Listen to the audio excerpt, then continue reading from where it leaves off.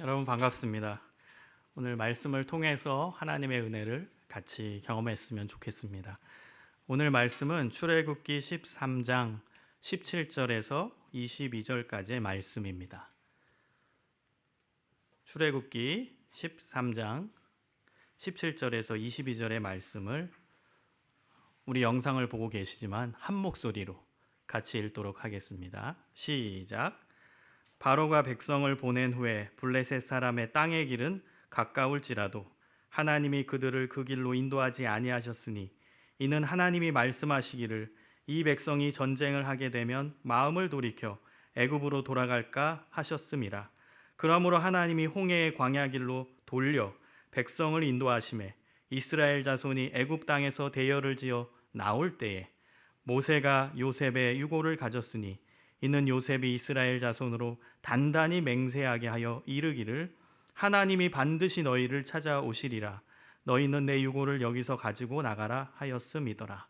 그들이 숫곳을 떠나서 광야 끝 에담의 장막을 치니 여호와께서 그들 앞에서 가시며 낮에는 구름 기둥으로 그들의 길을 인도하시고 밤에는 불 기둥을 그들에게 비추사 낮이나 밤이나 진행하게 하시니 낮에는 구름 기둥 밤에는 불 기둥이 백성 앞에서 떠나지 아니하니라.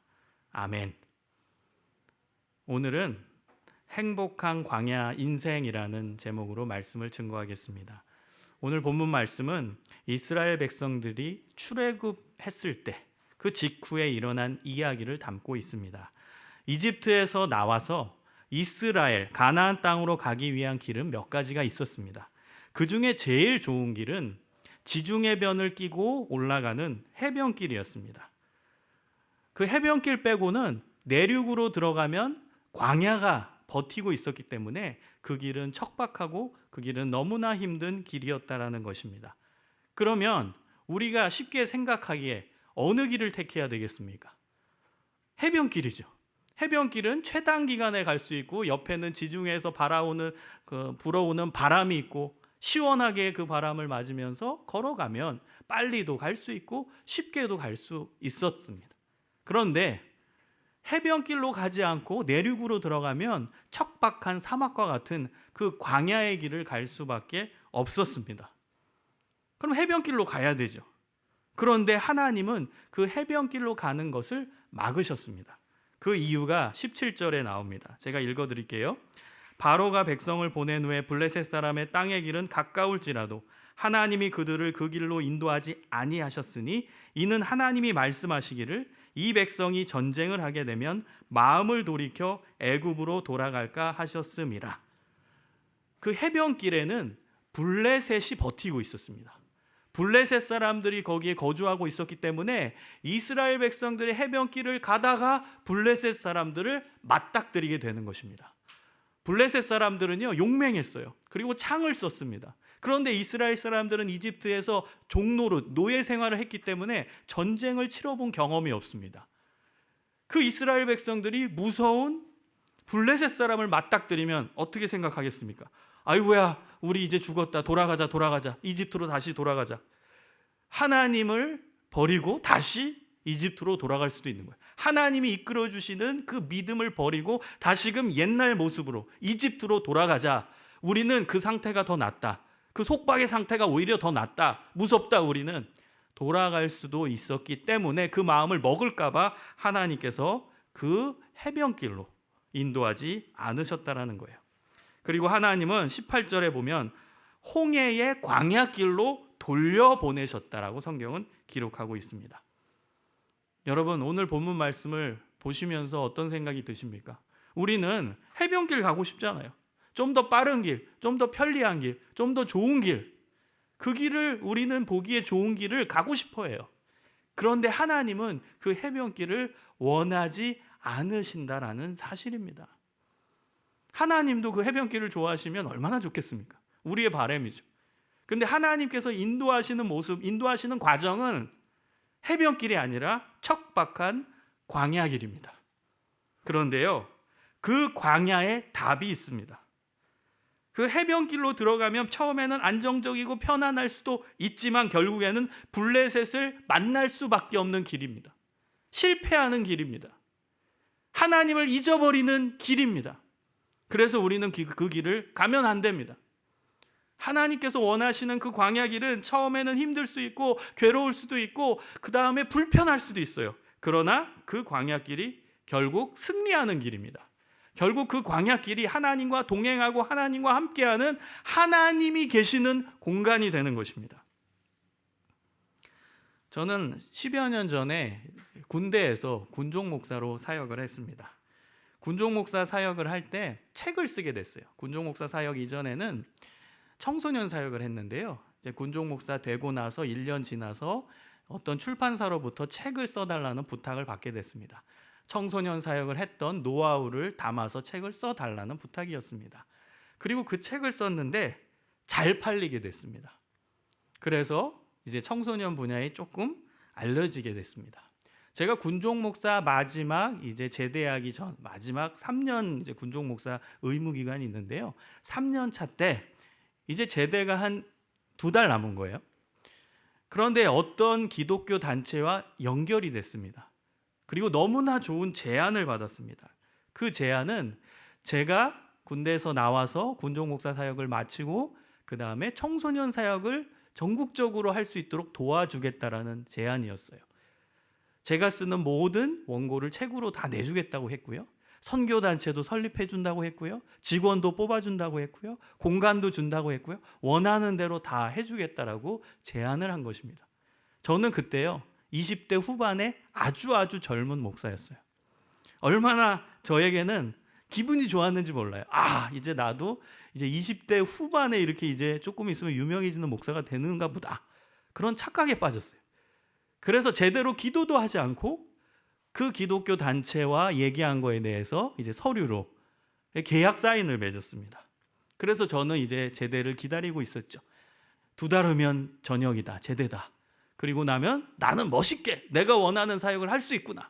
나는 이제 유명해질 수 있구나. 그런 착각에 빠져서 하루하루 지나고 있었습니다. 그런데 전역 한 달 전에 하나님께서 역사하셨습니다.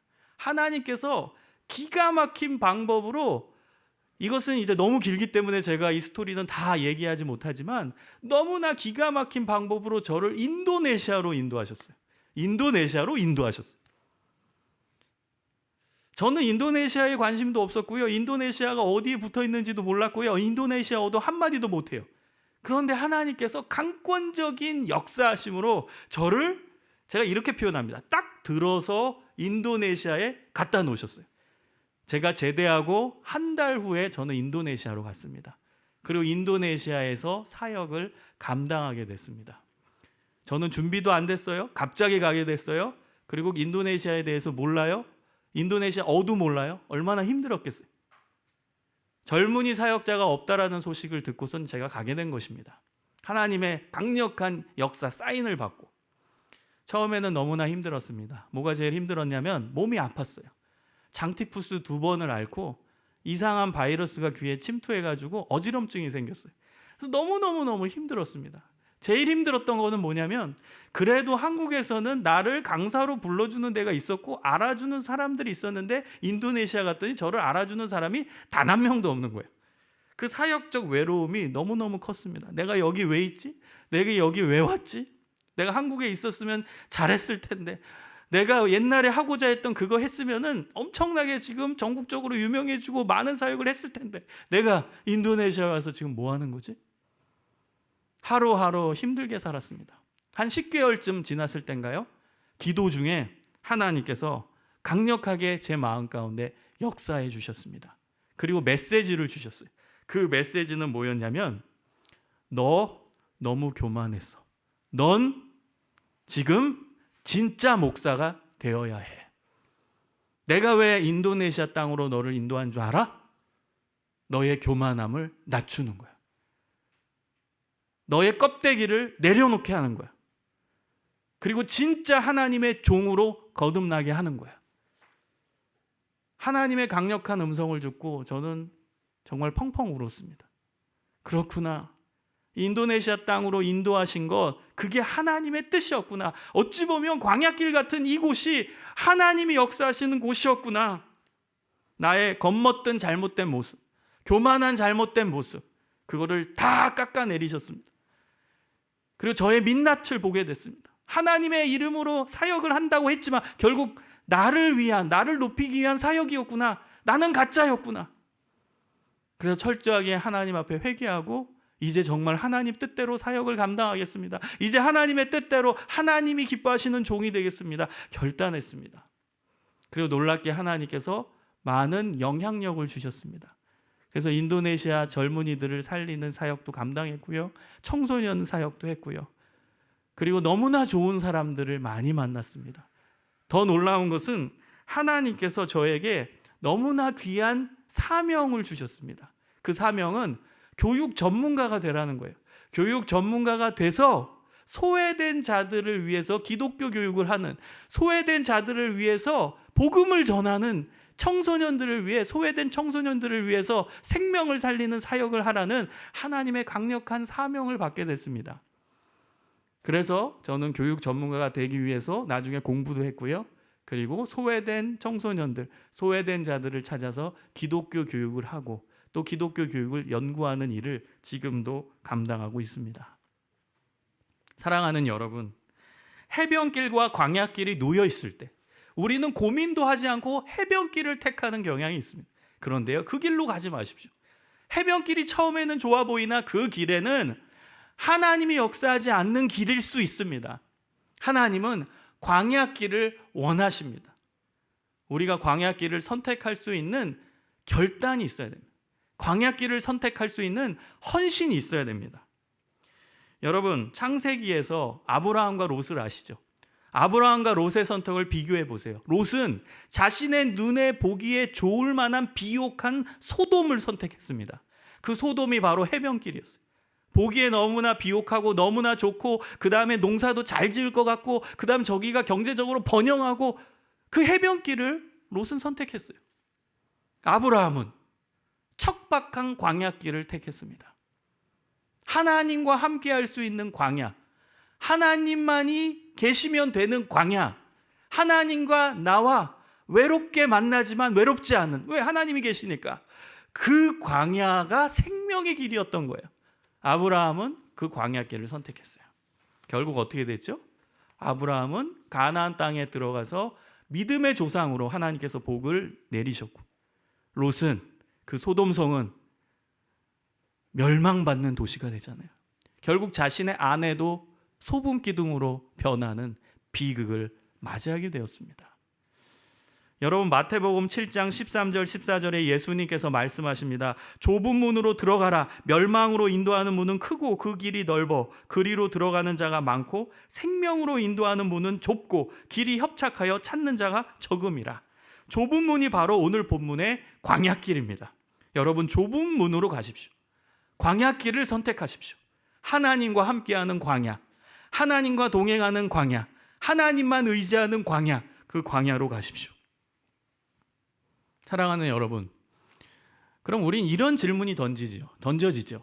왜 하나님은 우리 눈이 보기에 좀 편안한 그 해변길로 인도하시면 좋겠건만 왜 하나님은 이렇게 어렵고 힘들고 불편한 광야길을 원하실까? 그 답은 바로 하나님만 붙잡고 의지하는 삶이 되라는 뜻입니다. 하나님만 붙잡고 하나님만 의지하고 하나님만 믿으라는 거예요. 하나님을이 아닙니다. 하나님만입니다.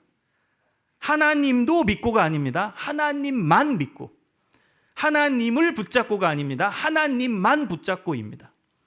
여러분, 하나님은 그걸 원하십니다.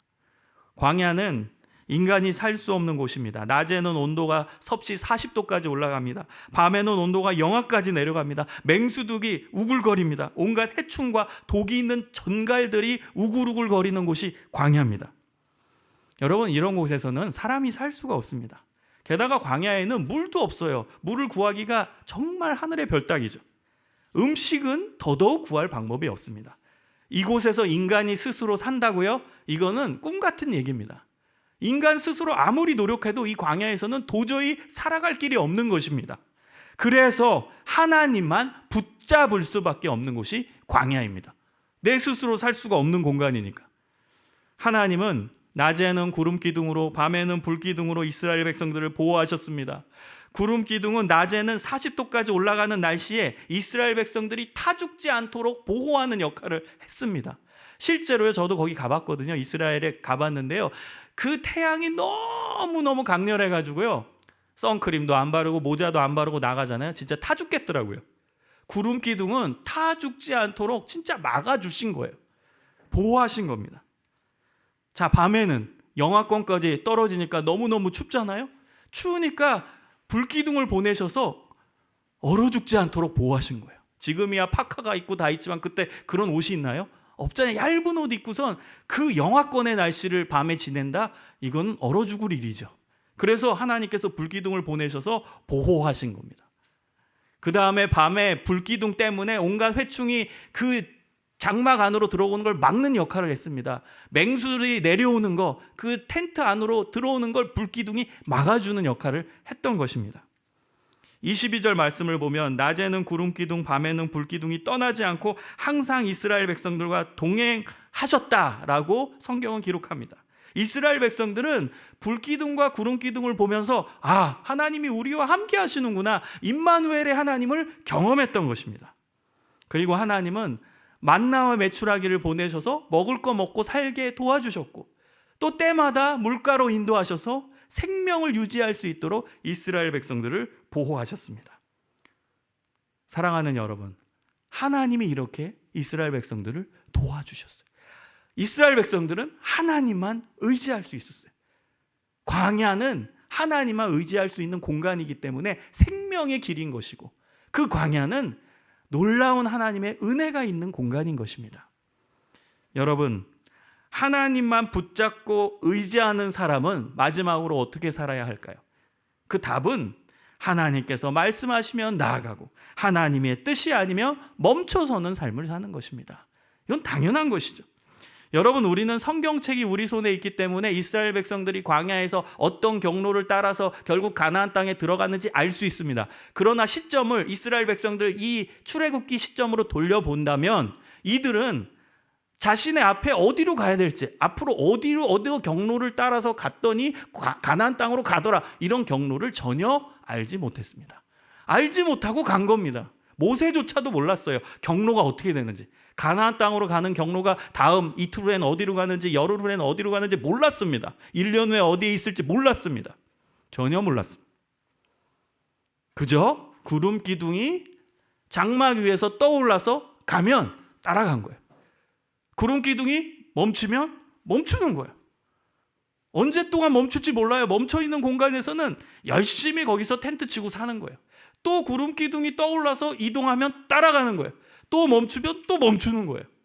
언제까지 멈출지 몰라요. 그럼 멈춰있는 동안에는 열심히 하나님의 영광을 위해 예배드리면서 하나님의 은혜를 나누면서 살아가는 겁니다.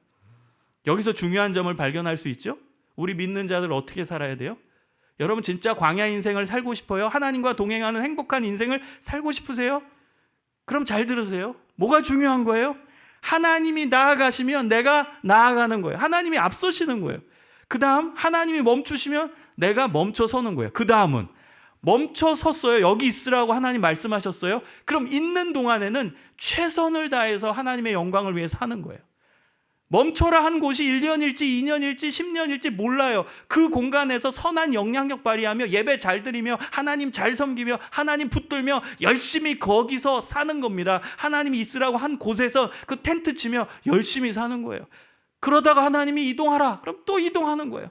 또 멈춰라, 그럼 멈추는 거예요. 이게 가장 행복한 믿음의 삶입니다. 여러분, 저도 제 사역의 시간 동안에 이런 삶을 살았어요. 하나님 가시면 가겠습니다. 멈추면 멈추겠습니다. 그 굉장히 제가요, 다양한 곳에 있었어요. 한국에서 청소년 사역도 있었다가요, 또 아까 얘기했듯이 인도네시아도 갔어요. 그러다가 하나님께서 너 교육 전문가가 되라, 그래서 소외된 청소년들을 위해 헌신해라, 하나님 사인을 주셨더니 이제 공부해야 되잖아요, 교육 전문가가 되려면. 그래서 또 이동해서 미국에 갔어요. 거기서 유학생들을 만났어요. 그들이 예배 드리고 싶대요. 그래서 또 예배를 만들었어요. 이렇게 지냈어요. 그 다음 하나님께서 한국에 다시 돌아오래요. 그 사인 받자마자 또 한 달도 안 돼서 짐 싸가지고 한국에 돌아왔습니다. 2015년도에. 그리고 여기서 제가 지금 살아가고 있고 사역하고 있고 최선을 다해서 저에게 맡겨진 사역들을 감당하고 있습니다. 여러분, 이러한 인생이 전 행복합니다. 여러분도 이러한 인생을 사시기를 소망합니다. 우리 인생길을 하나님께서 인도하신다라는 믿음을 여러분 굳게 붙들고 사시기를 소망합니다. 눈에 보기에 좋은 해변길로 가지 마시고 하나님과 함께 하시는 광야길을 선택하십시오. 그리고 하나님만 붙잡고 의지하고 하나님께서 인도하시는 길로 순종하며 따라가십시오. 하나님과 매일매일 동행하는 행복한 삶, 승리하는 인생이 되시기를 주님의 이름으로 간절히 소망합니다. 다 같이 기도하겠습니다. 하나님, 참으로 감사를 드립니다. 우리의 인생길 가운데서는 해변길도 보이고 광야길도 보입니다. 그런데 우리는 해변길을 너무나 쉽게 선택합니다. 그러나 하나님의 뜻은 광야길에 있습니다. 왜냐하면 그 광야에는 하나님이 계시기 때문에, 하나님만 붙들 수 있기 때문에, 나의 능력 내려놓고 하나님만 의지할 수 있기 때문입니다. 하나님, 우리 청년들이 쉽게 해변길을 선택하지 않게 하시고 하나님을 붙들고 의지하고 굳건히 믿는 광야길을 선택하게 하여 주시옵소서. 하나님만 붙들고 살아가는 민읍의 청년들 되기를 원합니다. 이 시대가 하나님 악합니다. 힘듭니다. 우리 청년들을 세워주옵소서. 그들이 하나님만 붙잡고 의지하며 살아가는 믿음의 사람들이 되기를 소망합니다. 이 어려운 때에, 이 힘든 시기에 우리 기독 청년들이 일어나서 헌신하고 섬기며 하나님의 뜻대로 살아갈 수 있도록 인도하여 주시옵소서. 하나님의 뜻을 기대합니다. 하나님의 은혜를 구합니다. 예수 그리스도의 이름으로 기도합니다. 아멘.